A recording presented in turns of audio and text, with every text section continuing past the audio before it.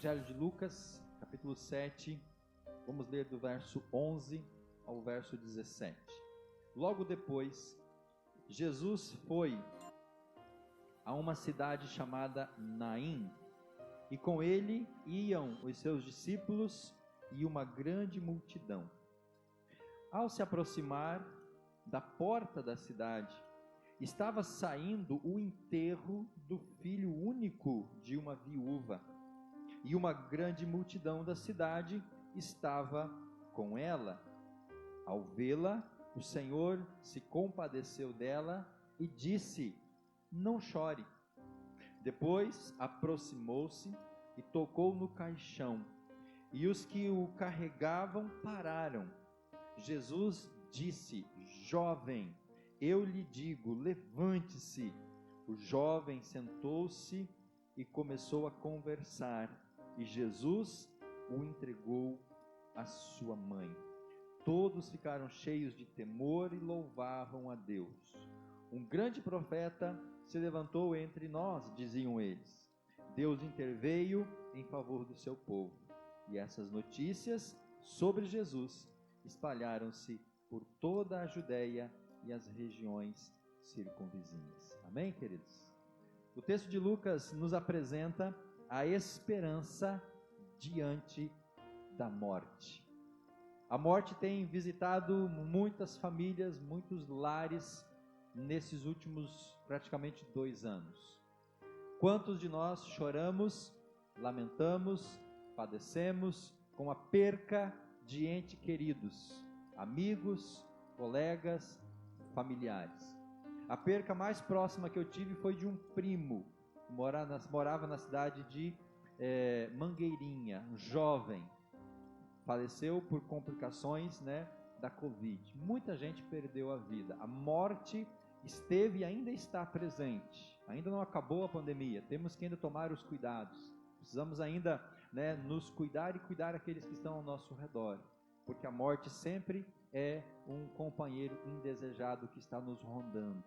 E o texto fala que Jesus encontra esta viúva, Jesus encontra esse cortejo, e Jesus age em favor e mudando aquela realidade. Então, Jesus Cristo também é a esperança diante de uma possibilidade de morte, para quem está num hospital, para quem está num leito de UTI, como nós vimos muitos milagres acontecendo também nesse tempo, pessoas 40 dias, 60 dias, meses na UTI sem prognóstico, e Deus ali tocou, Deus ali abençoou, Deus levantou daquele leito, como nós vimos Deus tirando pessoas da morte para a vida. A vida do Anderson é um exemplo também de como Deus tocou ali, onde não havia uma projeção positiva, havia somente a possibilidade, mas Deus interveio diante daquela realidade. Os irmãos também acompanharam a vida da Alice. Teve um momento que ela estava também no leito de UTI, com 5% de chance de vida, pelo diagnóstico médico, mas Deus interveio nos 5, nos 10, nos 50 ou nos 0%, como é o caso do texto. Jesus é a esperança diante da morte, já concretizada também, porque a nossa esperança é de estarmos com Ele no céu. Então, até mesmo para aqueles que já perderam a vida, se Ele morreu em Cristo, há esperança. E se você tem familiares que morreram em Cristo, eles estão salvos, eles estão guardados na presença de Jesus. A esperança da ressurreição também os aguarda. Por isso, meus irmãos, Jesus é a esperança diante da morte. A vida, ela nos traz inúmeras sensações e realidades. Viver é um desafio que nós enfrentamos várias situações boas, situações ruins, alegrias e tristezas. Se você está vivo, você vai experimentar esses momentos ruins, mas você vai experimentar também os momentos bons. A vida é uma dinâmica que traz para nós esses 2 extremos. Ora nós rimos, ora nós choramos. Ora nós nos entristecemos, ora nós nos alegramos. A vida traz sabores, mas a vida também traz desventuras. E nós temos que ter esperança diante de cada uma dessas realidades. Nota, as nossas decisões, as nossas escolhas, os nossos atos, eles também contribuem para os resultados.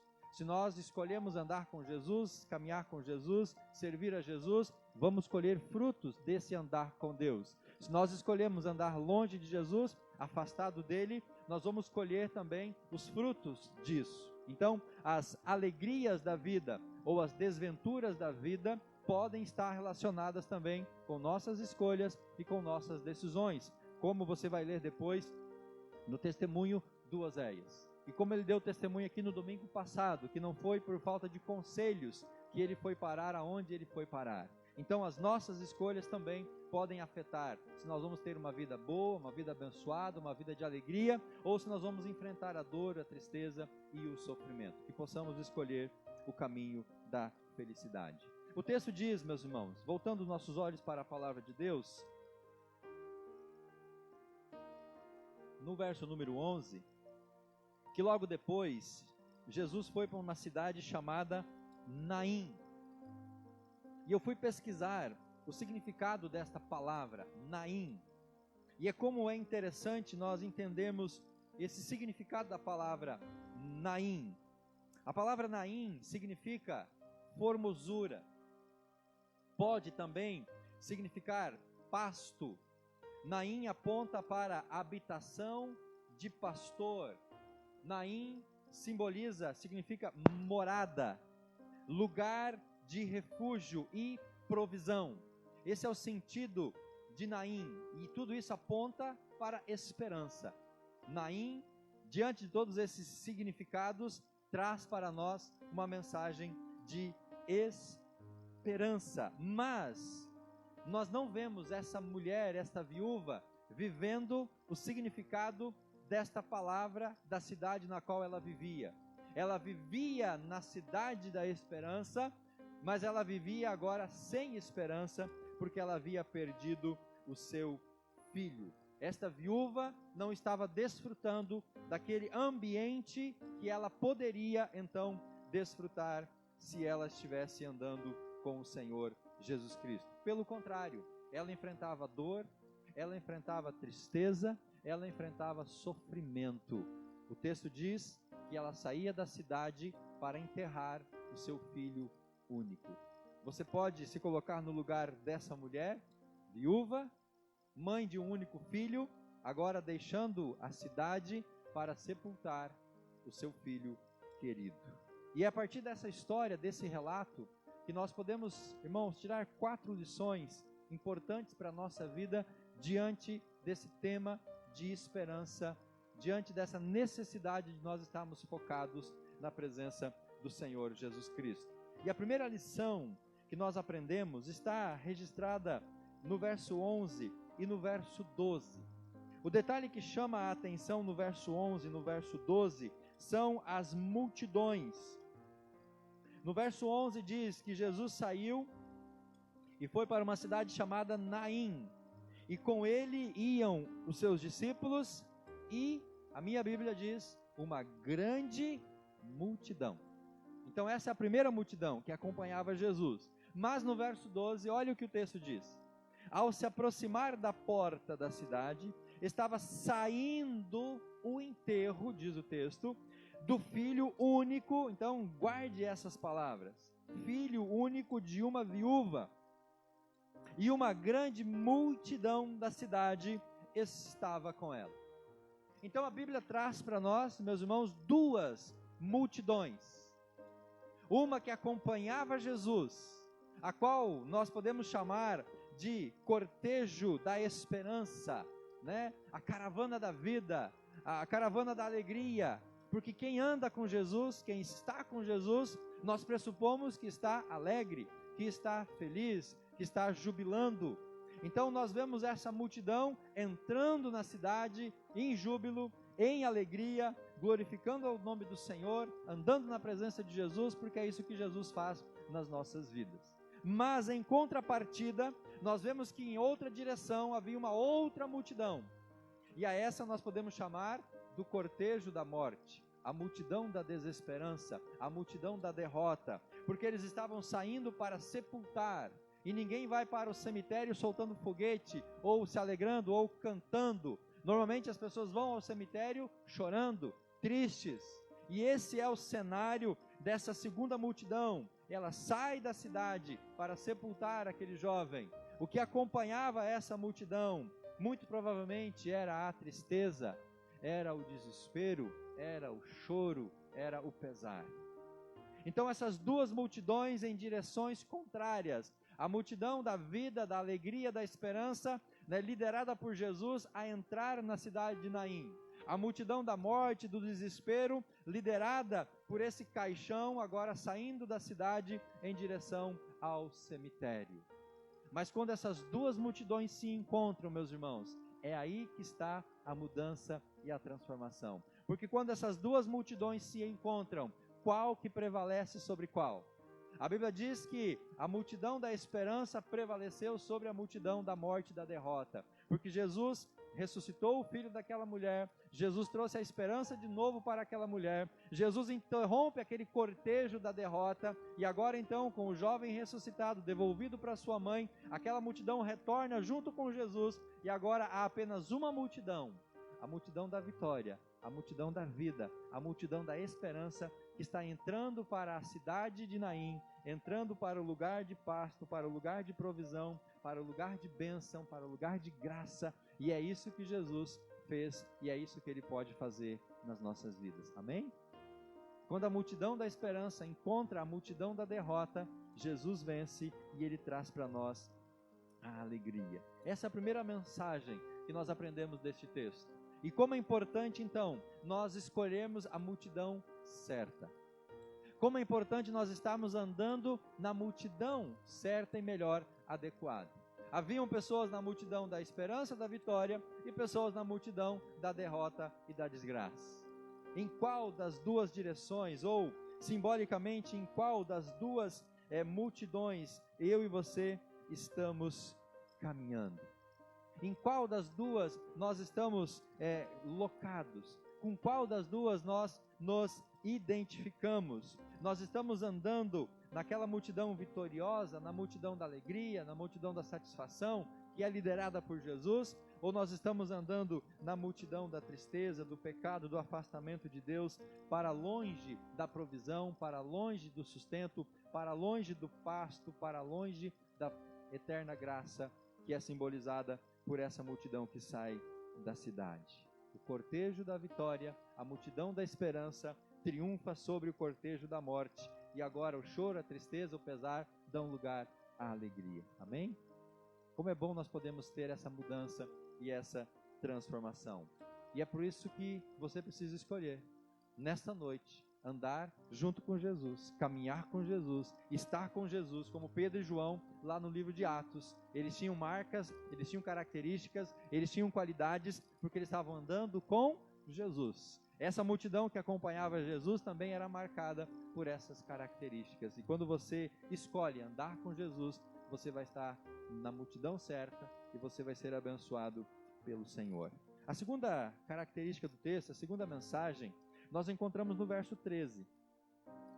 E nesse texto do verso 13, a Bíblia diz assim: ao vê-la, o Senhor se compadeceu dela e disse: não chore. Jesus, ao entrar na cidade, ao encontrar aquele cortejo, Jesus vê aquela mãe, Jesus vê aquela viúva, Jesus vê aquela mulher em desespero, em pranto, em lágrimas, em completa desolação. E Jesus então se dirige para a mulher, para aquela mãe, para aquela viúva, e Jesus diz para ela apenas duas palavras: não chore. Meus irmãos, mas como não chorar diante do caixão onde está depositado o seu filho? Eu não sei se você já teve esse dissabor, eu não tive ainda, e graças a Deus, se Deus quiser, não vou ter. Espero que as minhas filhas me enterrem antes de eu enterrá-las, porque essa é a ordem natural da vida. Mas como é difícil para uma mãe ver o seu filho dentro de um caixão. Imagino que essa deve ser a pior dor que uma mãe pode experimentar. Acrescenta a esse detalhe que essa mãe, ela era também viúva. Ela não tinha ali um companheiro, um esposo, alguém que pudesse ajudá-la, ampará-la naquele momento, confortar ela pela perca do filho. Percebam que a Bíblia diz que era mãe de um único filho. Ela não tinha outros filhos para se consolar. um filho morreu, mas eu tenho mais 10 filhos. Então, não quer dizer que a perca de um, né, ou a existência de 10 console a perca de um filho. Mas, se ela tivesse mais filhos, talvez a dor seria um pouco menor, suponho eu, não sei.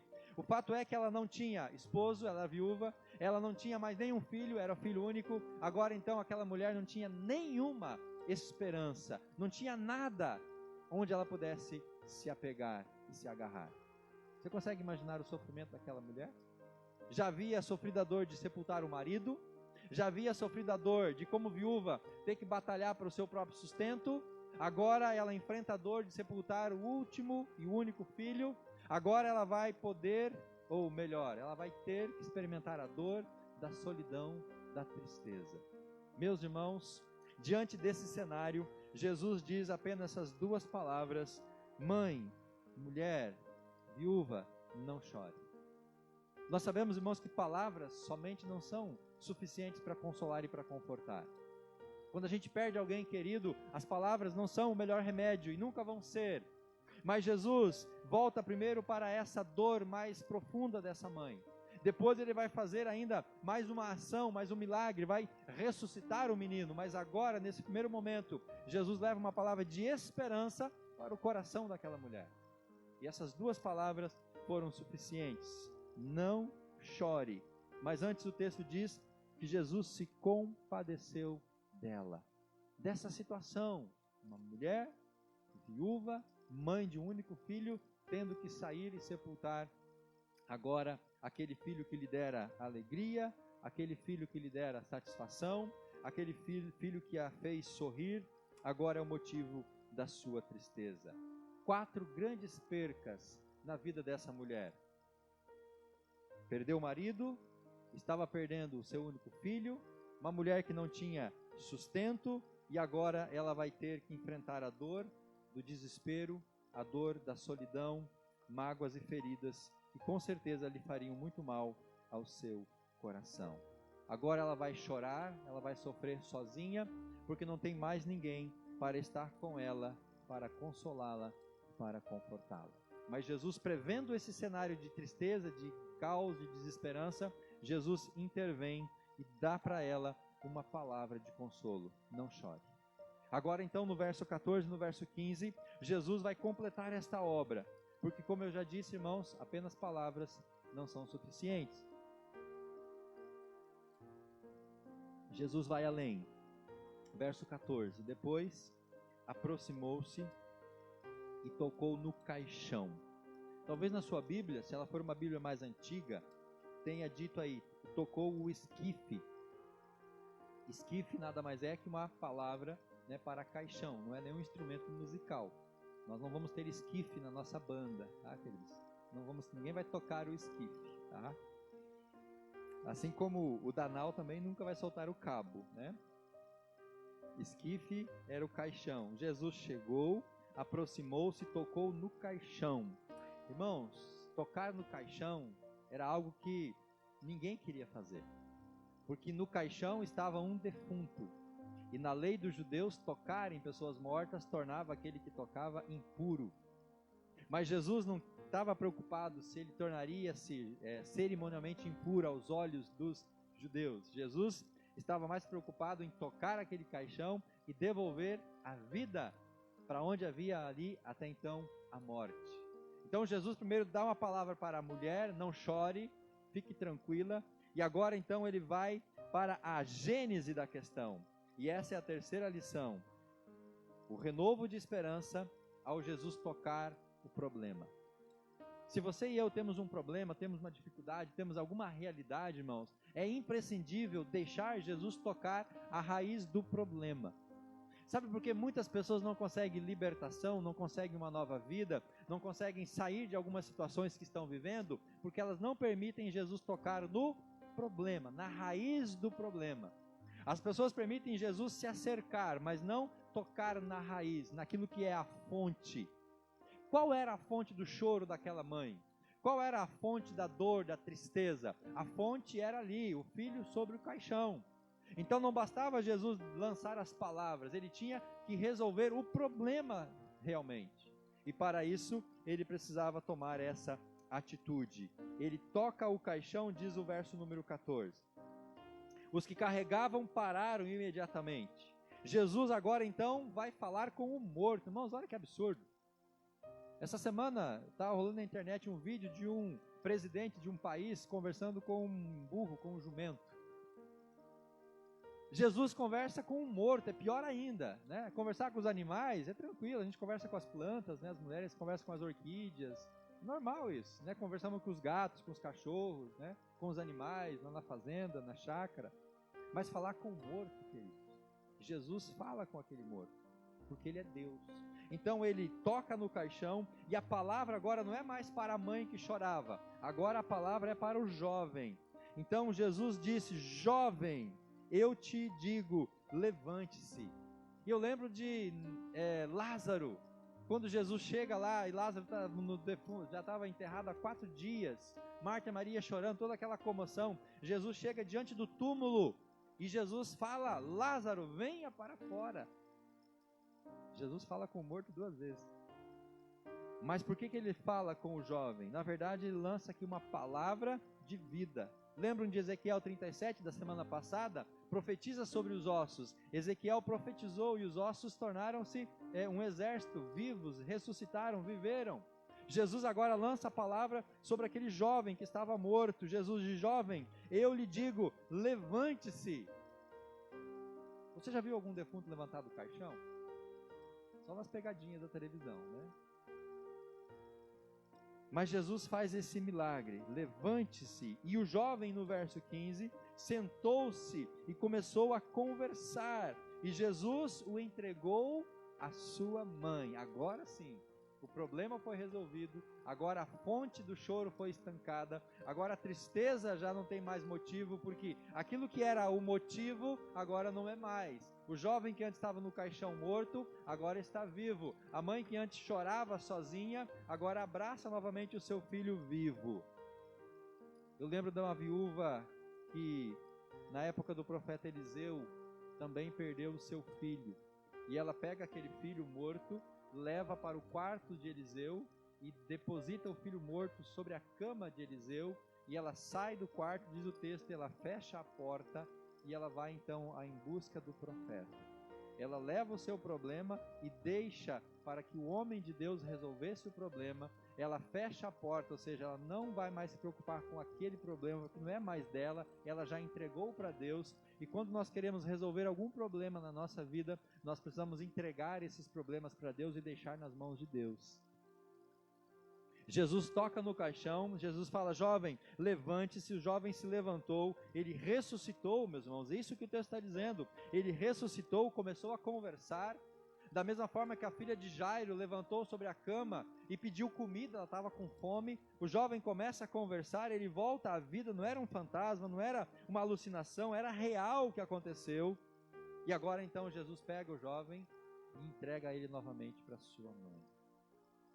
Imagina a Vanessa podendo abraçar o Anderson, né, pela primeira vez depois do diagnóstico trágico dos médicos. Imagina eu e a Cris podemos abraçar a Alice, né, depois do diagnóstico que os médicos dão. Imagina, irmão, você poder abraçar alguém que você não tinha mais ali esperança. Pensa que você vai poder abraçar seu esposo, seu filho, seu irmão, alguém que você já não tem muita expectativa de uma mudança, de uma transformação. Talvez essas pessoas não tenham morrido literalmente, talvez estejam vivos ainda, mas estão como se estivessem mortos. Geram mais tristeza, mais angústia, mais dor.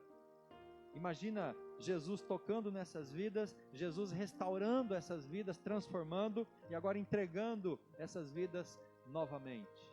Você imagina, Zé, uma Luzia, né? Depois de tantos anos, poder abraçar o filho aqui fora, né? Aquele filho que ficou tanto tempo longe. Irmãos, é uma alegria indescritível. É isso que o Senhor fez. Ele resolveu a raiz do problema. Qual é a raiz do problema que aflige o seu coração? Tem que deixar Jesus tocar naquela raiz. Pode doer? Pode doer. Pode exigir de nós algumas decisões, algumas atitudes? Pode fazer isso. Mas vai ser necessário para que o problema seja completamente restaurado. Amém? Para encerrar, verso 16 e verso 17. Devemos propagar o poder e a esperança que há em Jesus. quando Jesus toca, quando Jesus age, quando Ele abençoa. Agora nós temos que falar dessa graça e desse amor. A partir do verso 16 e no verso 17, o texto diz assim: todos ficaram cheios de temor, louvavam a Deus. Um grande profeta se levantou entre nós, eles diziam. Deus interveio em favor do seu povo. E essas notícias sobre Jesus se espalharam por toda a Judéia e as regiões circunvizinhas. Se eu e você fomos tocados pelo Senhor, se a esperança brotou no nosso coração, se nós somos alcançados pela graça de Jesus, o que nós temos que fazer agora, meus irmãos? Fechar os nossos lábios? Guardar isso apenas para nós, no nosso coração? Nós temos que louvar a Deus em silêncio? Não. Nós temos que fazer como essa multidão fez, no verso 17. Essas notícias sobre Jesus, um profeta, um mestre, o Messias, se espalharam por toda a Judéia e as regiões circunvizinhas. Ou seja, a esperança que há em Jesus precisa ser espalhada. O poder de Jesus precisa ser divulgado, porque muitas outras viúvas, muitas outras mulheres, muitas outras mães também estão chorando, também estão em desespero, e elas precisam receber uma palavra de esperança. E nós temos essa mensagem e nós não podemos nos calar. Diante de tudo isso, a porta da cidade de Naim, o primeiro sentimento é medo, mas nós temos que vencer o medo, não deixar o medo nos atrapalhar, não ter medo de testemunhar, medo de assumir publicamente a nossa fé, de convidar outras pessoas para vir à igreja, convidar pessoas e amigos para o nosso pequeno grupo, convidar pessoas para o futebol, para a reunião. Nós não podemos ter medo e vergonha de testemunhar. Na lição dos adolescentes hoje de manhã, sobre Nicodemos, nós vimos que ele foi à noite para conversar com Jesus. Por que à noite? Porque ele teve vergonha de que algum outro fariseu visse ele conversando à luz do dia com Jesus. Sabe que muitos de nós não negam a fé. Muitos de nós não dão um mau testemunho. A maioria de nós vive bem na presença de Jesus.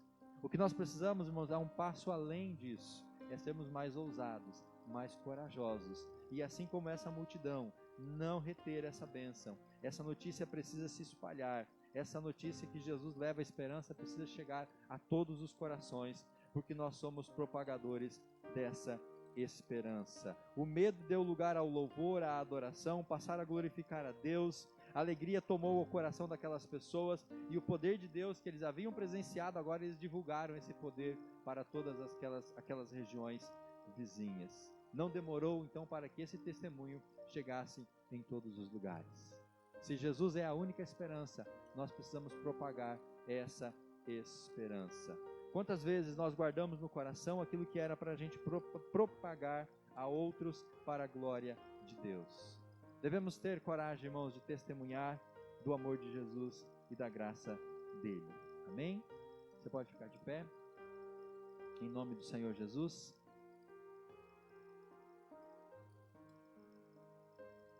Jesus é a esperança diante da morte, já concretizada, já realizada, ou diante da morte em vista, em projeção ou perspectiva. Jesus é a esperança. Jesus pode levantar de um leito de hospital, de um leito de UTI. Jesus pode devolver vida, Ele pode ir contra o diagnóstico médico, como vimos nessa noite, através do testemunho do Anderson. E por que não cremos, irmãos, que Jesus pode também ressuscitar pessoas que já morreram? Não podemos duvidar que Ele possa fazer isso. E precisamos crer também de que na eternidade, lá todos nós estaremos ressuscitados lá. Esse corpo um dia vai levantar do pó, para que Ele possa então ser glorificado e estar na eternidade. Jesus é a esperança. Jesus traz esperança. Jesus gera a esperança nos nossos corações. Que nós possamos guardar na mente e no coração essas 4 lições bem singelas. Estar na multidão certa. Você tem andado com Jesus? Você tem seguido a Jesus? Você tem caminhado com Jesus? Ou você tem caminhado na multidão errada? Naquela multidão que vai pelo caminho largo. Alguns dias atrás o pastor Hilton pregou aqui na igreja sobre o caminho estreito e o caminho largo. Você está andando no caminho estreito, que é o caminho liderado por Jesus? Ou você está andando no caminho largo, que é o caminho que vai levar para a perdição. Aquela multidão que acompanhava a viúva estava lamentando, chorando, padecendo, mas a multidão que acompanhava Jesus estava alegre, feliz, jubilando.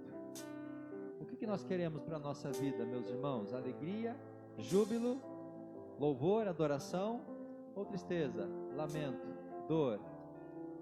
É preciso estarmos na multidão certa. Ande com Jesus. Se você está afastado de Jesus, volte para Ele. Se você está afastado da comunhão da igreja, volte para a comunhão da igreja. Se você não tem vindo mais aos cultos, decida vir aos cultos. Você que está em casa assistindo nesta noite, se não tem nenhum problema de saúde, físico, que impeça você de estar aqui na igreja, venha estar aqui, venha celebrar conosco, rompa aquilo que prende você, esteja na multidão certa, esteja no cortejo da vida, no cortejo da esperança. Segunda lição, nós temos que enfrentar as realidades da vida. Jesus toca no caixão, Jesus traz mensagem de esperança para aquela mulher. Hoje nós vamos rir, talvez amanhã nós vamos chorar. Se hoje nós estamos alegres, amanhã nós poderemos estar tristes. Ou se hoje nós estamos tristes, amanhã nós poderemos estar alegres. Aquela viúva, aquela mãe saiu da cidade triste, chorando, lamentando, mas ela retornou alegre, feliz. Imagina as vizinhas que ficaram na cidade. Mas o que aconteceu? Você estava indo sepultar o seu filho, que estava morto, agora você voltou, o seu filho está vivo. O que aconteceu? O milagre aconteceu. Quando o milagre acontece, irmãos, tudo muda, tudo transforma, tudo se transforma quando o milagre acontece. Você está preparado para enfrentar as situações, as realidades da vida? Você está preparado para enfrentar o vale da sombra da morte, como o salmista fala no Salmo 23? Você está preparado para enfrentar a dor, a tristeza, a perca? Nós temos que estar preparados para isso, irmãos. Não sabemos quando vai ser esses momentos, por isso temos que estar preparados, para que quando chegue o momento, o dia mau, como a Bíblia diz, a gente não perca a fé, a gente não perca a nossa esperança. A terceira lição é deixar Jesus tocar o problema. Qual que é o problema? Qual que é a dificuldade? Qual que é a barreira que você está enfrentando? Já deixou Jesus tocar realmente ali? Já deixou mesmo Jesus tocar para curar, para restaurar? Ou você está deixando Jesus apenas se aproximar? Ou você está apenas recebendo as palavras lançadas de Jesus? É preciso deixar Ele tocar. Isso aponta para a intimidade. Isso aponta para uma entrega. Isso aponta para uma real devoção. Se entregar literalmente. Buscar a Jesus. Buscar a sua intervenção. Deixa Jesus tocar. Entrega a Jesus. Mas entrega e deixa com Jesus. Muitas pessoas vêm para a igreja, vêm para o culto, traz os seus problemas, as suas lutas, deixa aqui no altar, mas depois que termina o culto, elas pegam de volta e levam para casa. Não faça isso. Traga, deixe aqui na presença do Senhor e volte para casa descansado, tranquilo, com fé, crendo que o Senhor vai agir, que o Senhor vai tocar, como fez aquela viúva, aquela mãe, com o profeta Eliseu, levou o filho, deixou na cama do profeta, saiu e fechou a porta. Com essa mensagem a gente aprende, Deus, agora o problema está com o Senhor, eu vou descansar. O profeta vai e ressuscita o filho daquela mulher, entrega para ela o filho. Deixa Jesus tocar o problema, Ele vai transformar. E a última lição, propague o poder de Jesus, propague essa esperança, testemunhe, fale de tudo que o Senhor fez na sua vida. Deus, muito obrigado por esta noite, muito obrigado pelo testemunho do Anderson, pelos louvores, muito obrigado pela vida do Oséias, ó Pai, que o testemunho dele está escrito para ficar registrado. Obrigado, Deus, porque o Senhor é um Deus que toca, que transforma, que muda, que age. O Senhor é um Deus que, ó Deus, traz esperança, traz graça. Continua tocando, continua agindo, ó Pai, diante das possibilidades de morte. Levanta aqueles que estão no leito, ó Pai, de um hospital. Em especial, Pai, nós mencionamos aqui o pastor Pedro de Deus, a irmã Roseli de Deus, missionários do Paraná, no Sudoeste. O casal está já há algumas semanas internado no hospital, padecendo, ó Pai, pela Covid. Toca nos seus pulmões, sopra, ó Pai, neles o fôlego de vida. E por eles, ó Pai, mencionando neles, nós oramos por todos aqueles que ainda estão enfrentando a enfermidade, estão num leito. Toca, ó Pai, cura, restaura. Ó Pai, sonhos que morreram, planos que morreram, projetos que morreram, toca, ressuscita, restaura. Ó Pai, vidas que estão destruídas, vidas que estão, ó Pai, entregues, vidas que estão sendo humilhadas por Satanás, toca e restaura essas vidas, ó Pai. O Senhor tem esse poder e essa autoridade. Assim nós oramos, em nome de Jesus. Amém e amém. Vamos...